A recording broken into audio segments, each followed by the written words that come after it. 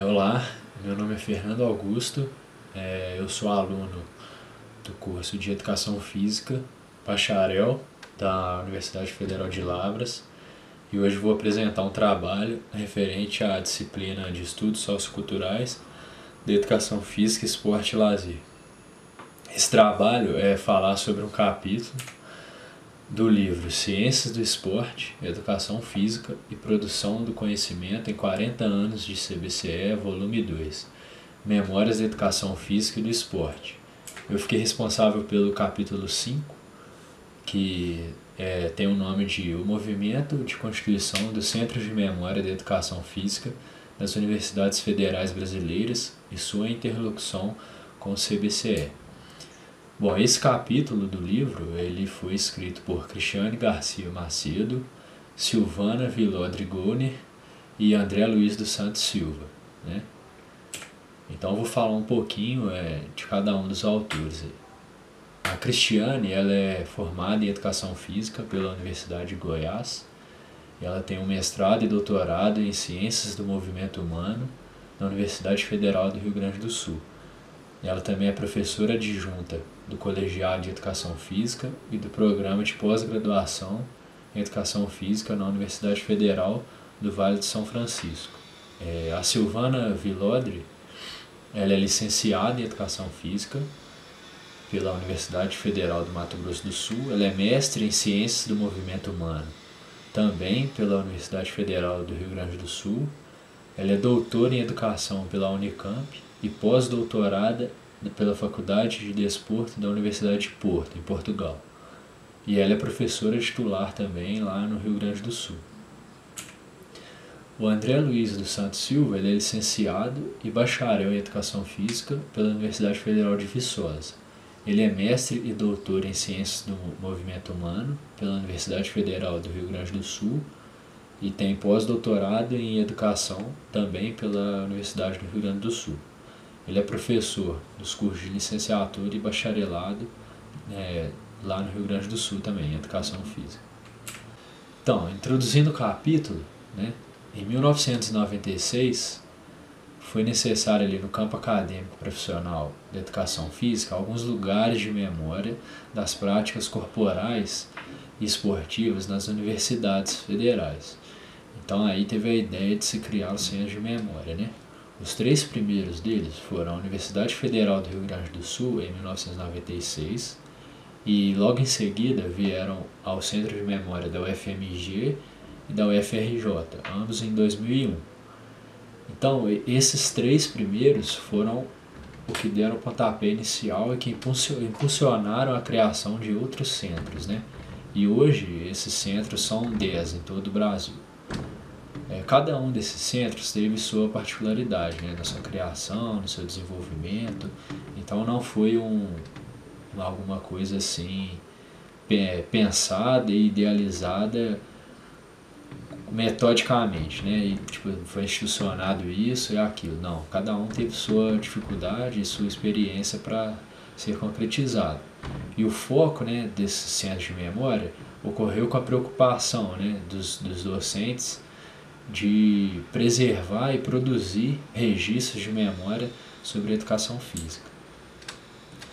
O CBCE, então, ele teve uma grande participação, uma grande influência no centro de memória, porque ele foi o espaço que possibilitou ali os diálogos e ações que fortaleceram a criação do centro de memória. Então, o CBCE teve um grande impacto na criação desses lugares por ser um espaço de diálogo, um espaço de conversa e até articulação para a criação desses centros, Como metodologia do capítulo, os três autores eles fizeram entrevistas com 26 pessoas, onde 21 delas participaram de alguma forma do centro de memória e outras 5 foram citadas nas entrevistas. O quadro com todos os centros de memória e os entrevistados e o que eles ocupam, suas ocupações, formações, estão presentes no capítulo. Eu não vou citar todos aqui para não ficar muito extensa a apresentação do trabalho. Então essa foi a introdução, Foi uma breve metodologia de como foi feito e como surgiu aí os primeiros centros de memória.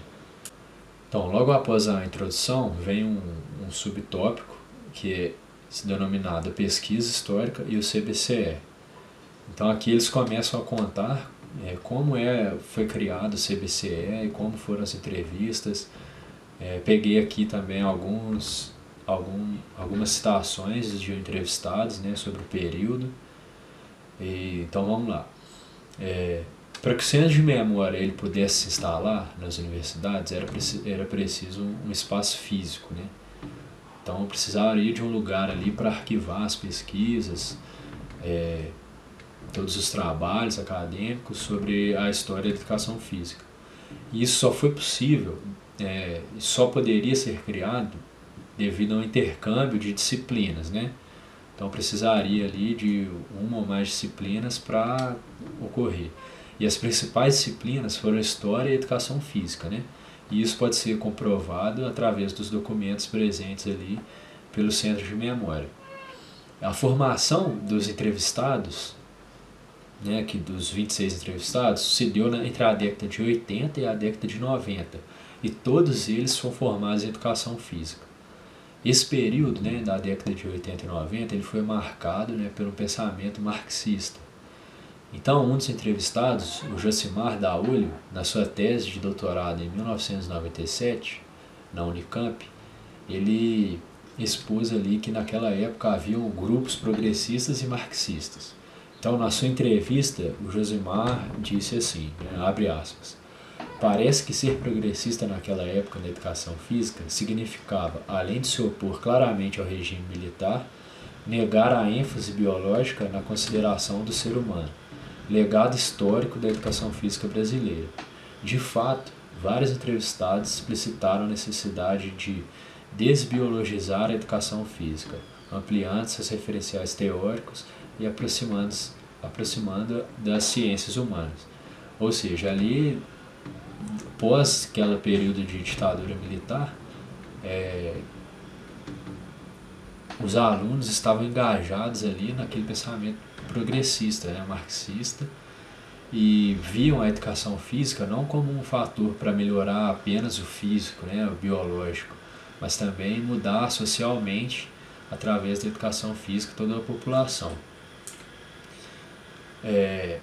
Então, por ser aquele período militar, a gente vê nos entrevistados uma similaridade nas entrevistas, né? Então, o pensamento deles sobre a educação física era embasado em discussões e foi muito afetado pelo aumento de manifestações populares que aconteceram pós-período militar, né?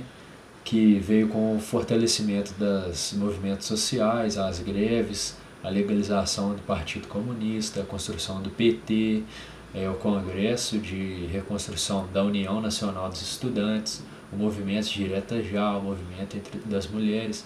Então, nesse período aconteceram muitos movimentos que acabaram engajando os alunos da educação física, né, naquele período. O José Américo, o outro entrevistado, ele cita no capítulo a seguinte frase, abre aspas, eu estava vivendo aquele grande processo de transição, que é denominado como período renovador da educação física brasileira, onde as produções da professora Celita Farel, professor Lino Castellani, influenciados pelo Demerval Saviani e por outros grandes pensadores de educação e sociologia brasileira, estavam lá nos movimentos da PUC, né, principalmente lá no Sudeste. Então, esses movimentos eram encabeçados aí por grandes nomes da educação física brasileira, né? Então, com o pensamento marxista em vigor, nesse período de transição aí, citado pelo José Américo, ocorreu uma sistematização e uma institucionalização dos estudos e pela configuração mais clara da história do esporte como um campo de investigação, né? Ou seja, precisou ali que seja criado um sistema e uma institucionalização para que possa ser configurado um histórico, né, da educação física e um histórico do esporte. Então foi feita uma investigação também pelos autores do capítulo, né? Então, como metodologia dessa criação, desse estudo, dessa investigação, foram pegos aí artigos, né, que entre 1990 e 2000. Então, esse período foi quando esse período escolhido para revisar as metodologias foi feito porque era um período em que os entrevistados fizeram a pós-graduação, né? Então, eles pegaram todas as revistas, todas as edições, né, da Revista Brasileira de Ciências do Esporte entre 1978 e 2018. Então, com tudo isso, eles pegaram palavras-chave como história, histórico, historiografia, memória, tempo e trajetória. Então, todas as edições que vinham com essas palavras, ou no título, ou no sumário, eles pegaram para revisar e contabilizar esses textos. Então, da década de 90, foram encontrados 7 textos. Já nos anos 2000, foram encontrados 50 textos, devido a essa pesquisa. Então, isso comprova o aumento dos estudos, né, das abordagens históricas. Mas isso não quer dizer que antes da década de 90, ou até mesmo na década de 90, não existia uma pesquisa ou uma historiografia sobre isso. Mas a partir dos anos de 1990, que foi confirmada aí as fontes, né, as metodologias e ideias sobre esse tema de historiografia da educação física. Outro fato importante também foi criado em 1999 o GTT, que é o Grupo de Trabalho Temático em Memória. Ele é considerado uma entidade científica representativa que fortalecia o adensamento analítico, né? A troca entre pares e a possibilidade de ações conjuntas entre instituições e grupos de pesquisa. Então o GTT ali foi um grande responsável por viabilizar também uma conversa, né, entre as instituições e também cientificamente atestar ali que os centros de memória são viáveis, né? Outro fato interessante também foi que todos os entrevistados já participaram do CONBRACE, né, que é o Congresso Brasileiro de Ciências do Esporte. E ali também se mostra um local, né, apto para discussões e tiveram grande influência na criação dos centros de memória. Então, analisados os textos e obras, foi identificada assim, uma novidade, né, uma preocupação com as diversas dimensões sociais e culturais da história da educação física. Então não foi apenas um ato político e econômico, né? Foi toda uma diversidade maior de fonte e referencial teórico. Também foi feita uma crítica sobre essas fontes e isso aí encaminhou para um novo olhar, né, para as questões da educação física. Paiva e Oliveira, no fim aí desse subtópico, eles apresentaram uma importância de um espaço físico nas universidades federais que se preocupam, né, com a preservação da memória e da história da educação física. Então eles defendem que é necessário nas universidades federais a criação desse espaço para guardar mesmo a memória da educação física brasileira. As considerações finais, né?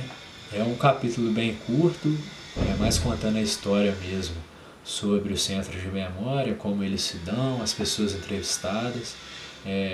Tem algumas partes de entrevista que eu acabei não colocando para não ficar muito extensa a apresentação, mas convido vocês a darem uma olhada no capítulo, que é bastante interessante. Então, como consideração final aqui, apesar de não ser articulado e sistematizado, né, não foi alguma coisa pensada seriamente pela universidade, e sim pelos docentes, foram criados aí 10 centros de memória, né? E isso tudo dentro de um tempo de 20 anos. Então, foi um movimento também dedicado a estratégias e ações, né, que possam guardar a produção de acervos pessoais, grupos e instituições. Então, os centros de memória traçaram também novos rumos para a historiografia da educação física brasileira, porque através de eventos e publicações fomentaram ali o desejo de preservar, guardar e dar visibilidade a esses acervos, essas pesquisas e todo esse material. E isso se deu também com grande parcela graças ao CBCE, né, que promoveu os encontros e a divulgação científica, além também de, através desse espaço, teve a criação do GTT, né, o grupo de trabalho lá. Outra coisa também é a iniciativa individual e os grupos, né, de docentes que estão atrelados às universidades, né? Então mostrou que a iniciativa de alunos e professores também foram de grande importância para a criação desses CMs e devido à preocupação que se tem para não se perder a história da educação física, né? E o que é necessário, né, os autores falam no final do capítulo, que é necessária uma institucionalização nas universidades desses espaços, desses centros de memória, né? É incorporar eles na universidade. Então isso ajudaria e fomentaria uma política de manutenção, né, do espaço ali, a preservação do espaço e continuidade no trabalho, que é muito importante. E então é preciso que as universidades incorporem os centros de memória a elas, para que no fim das contas elas não acabem sendo esquecidas e sucumbidas.